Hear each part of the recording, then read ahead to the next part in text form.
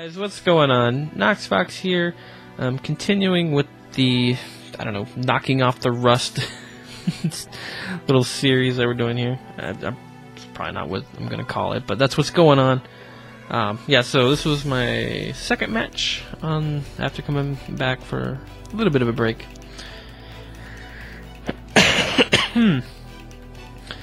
And, yeah, so we're Lance this time. And this was a 3-man queue. I'm not familiar with HD Cinders, but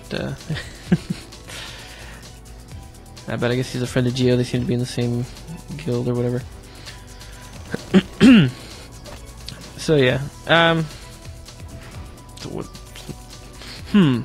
what to say? It's an opening. We killed the big tree ant thing. We're getting farm and not a whole lot going on.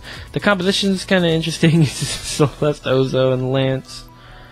And then enemy team is Blackfeather, Glaive, and Adagio. And here goes, like, I don't think I was that far off of the Adagio, but it was like just such an epic miss that I had to give it the starry eyes. Because that was terrible. It almost got me killed. It was such a bad... I mean, the miss was terrible. It looked like it wasn't that far off, but the timing of it was just perfect to be terrible. Because Glaive came out like right as I was leaping forward. And I just started to get pounded by all 3 enemy heroes. So that was a scary time. Almost gave first blood. And so there we go. Actually landing things again. Oh man, sorry for that. Jeez, talking too much. Sitting here doing these recordings. Yeah. So Glaive, Blackfeather, Adagio. I mean, that could be pretty nasty. I mean, just Adagio and Blackfeather together. I just kind of misread that. I was hoping like Blackfeather was going to keep backing off, and then it would have landed perfectly. And so we get a trade, but unfortunately, the enemy team does pick up first blood, so it's a trade in their favor, unfortunately. But at least we're not going to give them an extra kill.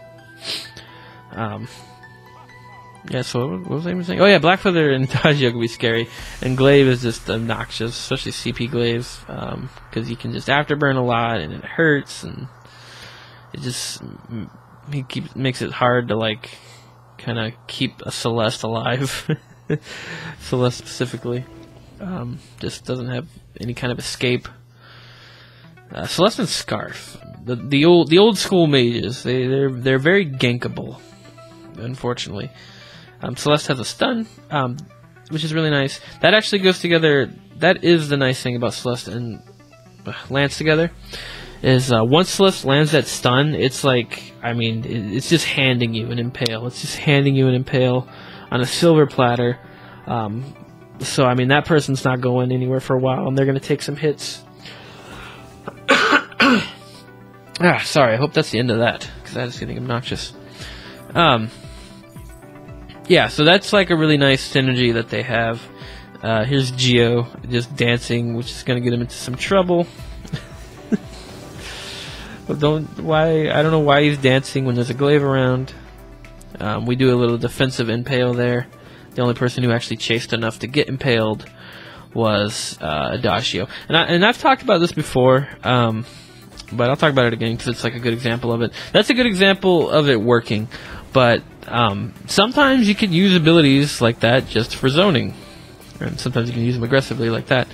But yeah, sometimes you can use them just for zoning. Like, even if it doesn't land, it can be fine if that's what you're using it for. So, like, in that case, I was using the Impale defensively. The only reason I was using Impale was so that they couldn't chase Celeste. So, basically, when you're zoning, like, basically what you're doing, I mean, for anyone who's not familiar with the term, so zoning is just, like, using area, see, this is, like, what I'm talking about. Like, that's like, just beautiful synergy. Like, you land that stun, you land the Impale, you get, like, in front of them, and then shield bash them. And then this... was unfortunate because I just barely missed Glaive hitting the wall. I was hoping for the stun, but he ended up just barely missing the wall and then freaking killed my Celeste, which was funny because I knocked him towards the Celeste.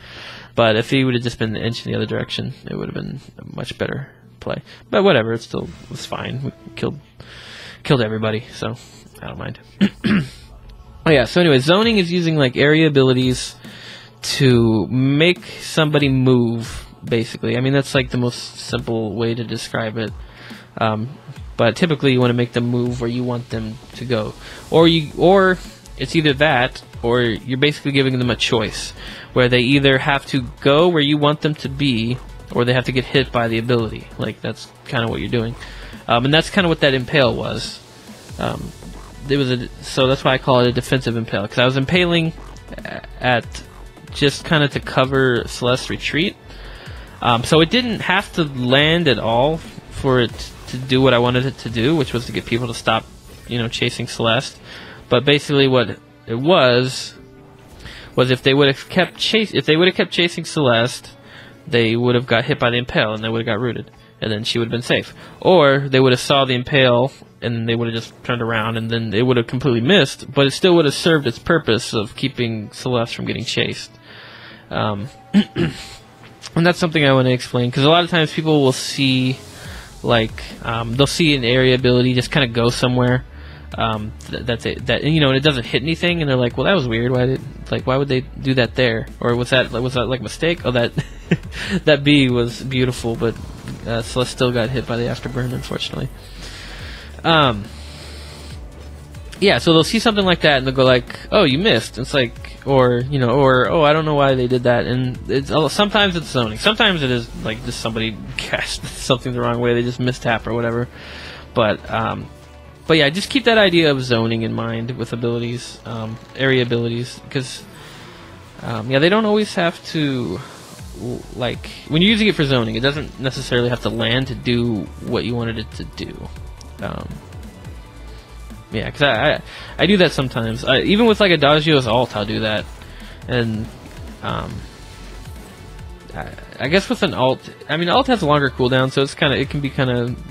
I think people might be a little off-put by using an ult for zoning, but I don't know. Sometimes I do, because it's just Adagio's ult. Like, a lot of times, it's hard to land anyways. So yeah, so sometimes I'll just use it at like a turret, and they'll back off, and then it doesn't hit anything. And they're like, "Oh, that was a terrible ult." Well, like, it wasn't that. I don't see it as a terrible ult, because it got them to stop hitting the tower. They left my turret alone because I did that ult. It doesn't necessarily have to hit anything. I just wanted them to leave my turret alone. That was my goal, and it accomplished that goal. So I don't know. Just an idea that I want to put out there about zoning. I don't know. I value zoning. It's part of the mind games of these type of competitive things. But yeah, the basics of it is just you give them a choice. Either they get hit by the ability, which they probably won't want to, or they have to go where you want them to go. And it's just this. If you do it right, then it ends up being like either one that they choose is going to be good for you. If they get hit by the ability, then that's good, obviously. And if they don't, but they go to, like, they get off of whatever you're trying to protect, or they go wherever you want them to be, then that's, also good. Celeste does a ton of zoning, too, with her Helios. And, yeah, Celeste just, we get a clutch freaking fountain here, and we kept Celeste alive for a lot longer than I would expect, to be honest. So long that she probably could have ran away and been alright, or at least ran away enough to where Ozo didn't also get killed. But instead, both of my team members die, and I'm sad. Because they die for nothing, really. Celeste just kind of got caught out by Glaive, which, just kind of happens when Glaive is around, and now things are looking a little dicey for me. I got my roll coming up and my B, so I'm not like super worried, but it still maybe could have picked me up if I didn't have some backup come out there. But we're still 0 deaths, so yeah, right on. We're doing good. Yeah, there's substantially more going on in this match than the last one I played. This was like the most fun match that I had in this play session. Yeah, so, again, I didn't mention this, but yeah, obviously, well, I don't know, maybe it's not obvious to everybody, but this is a post-game recording. I'm commenting on a game that I already played. This isn't like me commenting live on what I'm doing. Otherwise, it'd be kind of weird talking about everything in the past tense. But anyways, yeah, so I did that because,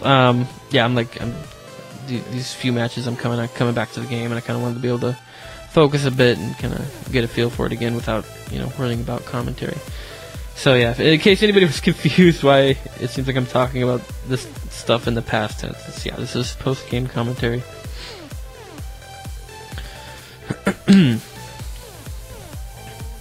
Jarrett's actually taking a little bit of minion damage. So yeah, a lot of little scuffles back and forth. Celeste it's expected when there's a glaive like this, and like Blackfeather's really good at just jumping in there. Like, she's gonna get harassed and ganked. You try to minimize it as much as you can, but you can only do so much. A glaive is really hard to stop. You saw even if I do something like crazy and hit him in the middle of an afterburn, like he still gets the afterburn. Like, he still lands the afterburn. It can be super hard to stop a glaive when he has his mind set on something. Because afterburn comes out insanely fast, and even if you block it, he still has like run speed. It's just he's a hard thing to peel, especially a CP glaive where he has like afterburn quite a bit. But this fight's going really well overall, and yeah, we're just gonna pick up a clean ace, keep our whole team the best kind of ace. And Celeste is going to go for the tower, and we're going to go for the gold mine. Or I am. And Ozo's going to do some shopping. Took him a while to buy one Serpent Mask. It's okay, I'm a slow shopper too, so I can't judge. Now, Celeste has to get away from this glaive, though, and the Blackfeather. Yeah, Celeste is getting ganked here, but with the comp that they have, like, I can't even be too mad about it. Like, that's a super pain in the ass comp for Celeste to deal with, to have a Blackfeather and glaive, both really good at like just jumping on a squishy and just wrecking them. And so Adagio, like, just getting caught out here. I'm being aggressive because I like to be. But the team had already kind of like started to go their own way, so there wasn't any like damage to follow up on that really cool Adagio control. But then he gets comboed again with another root and stun combo. And this, yeah, I think this is gonna go. Yeah, this is gonna go in our favor. It looks like for now. It's kind of a risky start, or a risky place to start a fight. Luckily, so far, it's going in our favor. If I can stay alive, and we can also get the Blackfeather. Basically, I just gotta stay alive. So we got a shield, we gotta like slow up. Yeah, actually, that was pretty perfect.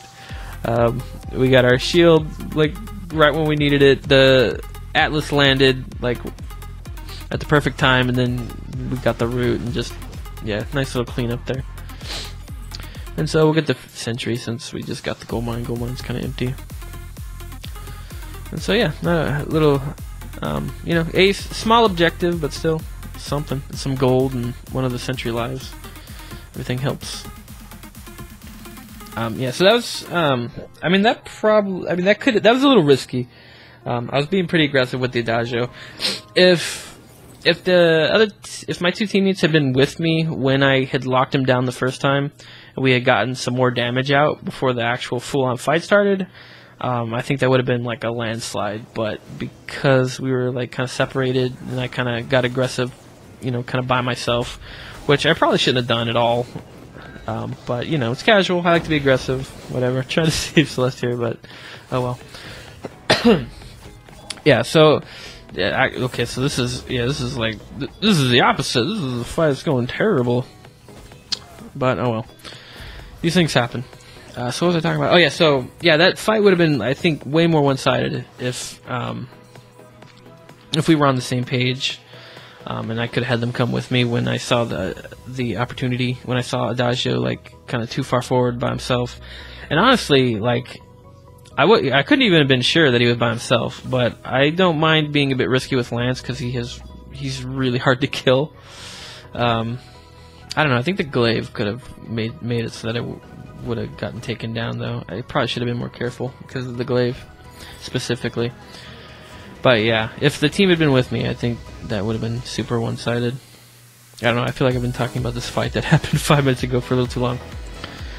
But I mean, that's the fun of post commentary, is trying to analyze things. Is he asleep, wagging his tail? Oh, he's awake. Hey, Luke. Okay, no, I think he is like falling asleep. His eyes are closing. I just noticed my dog in my camera. Oh yeah, so this is like a nice little. I missed it. I think this was like one of the better plays of the game. Actually, do we end the game? No, I don't actually. Do we end? I don't know. It has potential. I think it's like a little too early to end, but we'll probably get all the turrets. Yeah, so I missed it because I was looking at my dog or whatever. But if I remember right, I landed a pretty nice impale, and then kind of with everything else, with the impale and the war treads, we were able to get like a really nice like engagement and clean up there. Yeah, they're all three up. It's like just. I mean, that was a game-ending play, except that just the timers weren't long enough at this point in the match, unfortunately. And there, yeah, I tried to make a desperate attempt to impale over the wall. I had no idea if it was going to work. I don't usually do that, but I know I had no other option. Like there was no other chance of me getting away, so I was just figuring I'll try it, and it did not work at all. So keep that in mind I'll keep that in mind next time I want to do that. But yeah, I mean, there's like I'm not getting away from the whole map distance from Blackfeather and Glaive. Ozo doing I don't know what, just kind of giving Blackfeather a kill. A little I don't know. I guess he just thought he could 1v1 him or something.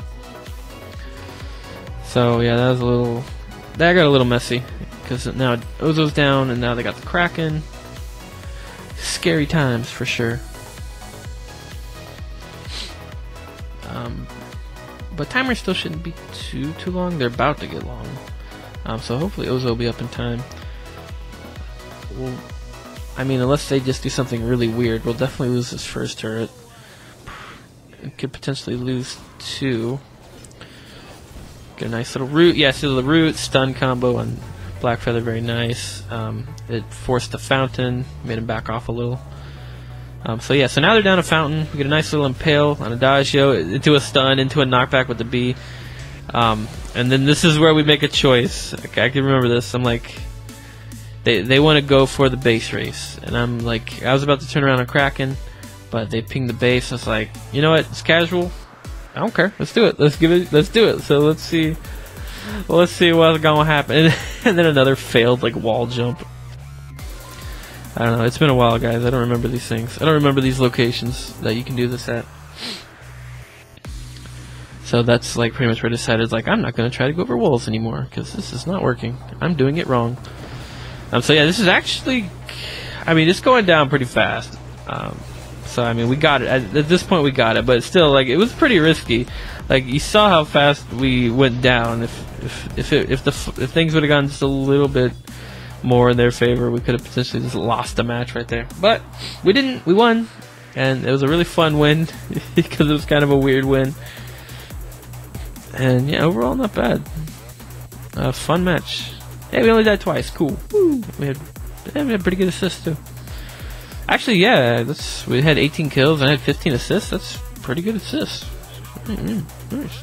All right, so yeah, I'm happy with that match. It was fun. Hope you guys enjoyed it as well, and see you guys in the next video. So thanks for watching. Bye.